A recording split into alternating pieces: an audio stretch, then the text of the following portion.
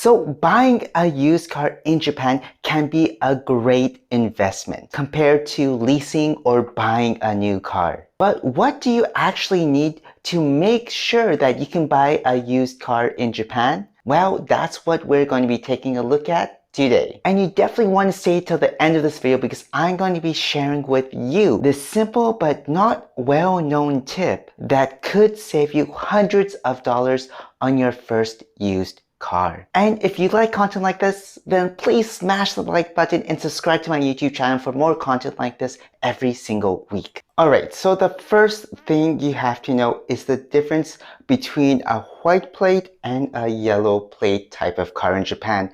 Now, a white plate car is anything above 660 cc's for the engine.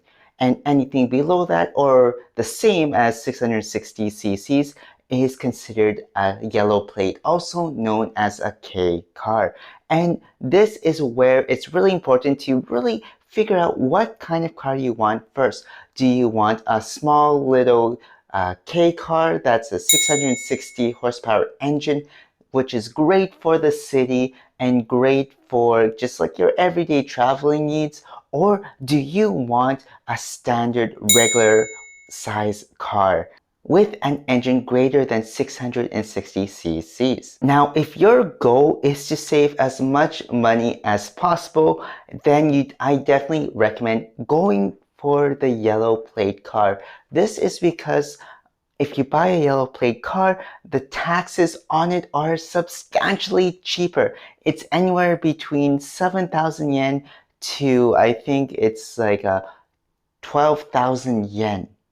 But if you decide you want to buy a white plate, then you're looking at anywhere from 10,000 yen and above depending on the engine size. But with that being said, a white car will in general give you more protection than a yellow plate car. This is just because of the size factor and overall kind of make of the car.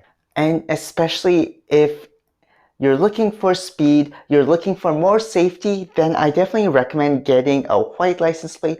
But if you just need something for a daily commute to like your grocery store or the supermarket or your work, then definitely a K car is more than enough to do that. Okay, so now that you decided what type of car you want, the next question is what documents, what things do you need in order to actually buy that used car? Well, the answer isn't as simple as it seems, because if you're buying a used K car, yellow plate car, or if you're buying a standard white plate car, there are different documents that you need. But with that being said, for both types of cars, you definitely need to bring your hanko, your driver's license, and your resident certificate, also known as your Juminhyo in Japanese, and you can get this at your city at the city office. But just make sure for that certificate,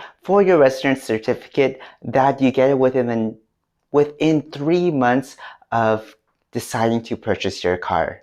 But here's the catch if you're buying a white license plate car. If you're buying a white license plate car, then you also need to submit paperwork that states that you actually have a parking spot to park your car in.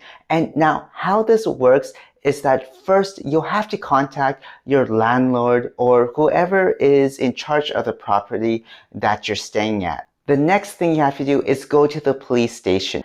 And then the police will actually make sure that your space, your parking space, is actually big enough for your car. And just to make sure that that space that you're claiming to be renting or be using is actually your own. And from there, the police will then issue a parking certificate, which you will need to take down to your dealership just to make sure. And then you can start the process of actually getting your first used car. But with that being said, getting this parking certificate could take days or it could take weeks. So just make sure you kind of plan around that time frame.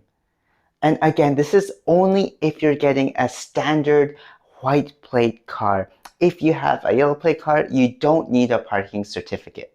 And that's all you need to buy a used car in Japan. You need your hanko, your juminhyo, your driver's license, and if you have a white plate, your parking certificate. And you would just take all that paperwork and all that information down to your local used car dealer and they'll fill out everything for you.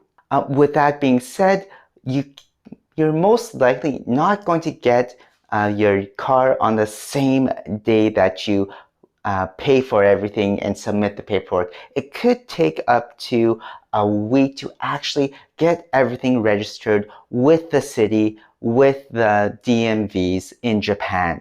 So just make sure you plan for that as well. And now here is a secret tip. If you're planning on buying a used car, that could save you hundreds of dollars. And that is, if you're planning on buying a used car, you should buy it at the end of the month. This is because this is when most salespeople want to get more sales for that quota for that end of the month.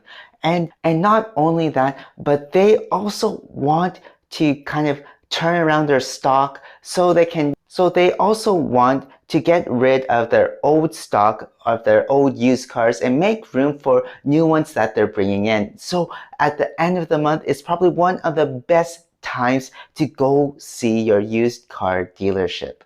And for myself, for my last used car that I bought, I was able to negotiate and get free new tires and an oil change, which saved me hundreds of dollars. So let me know what your biggest takeaway from this video was in the comment section down below. And until next time everyone, stay waku waku. And finally, if you're planning on getting a car in Japan, then you need to speak Japanese. Or you should speak Japanese, which is why I recommend getting my free Japanese cheat sheet.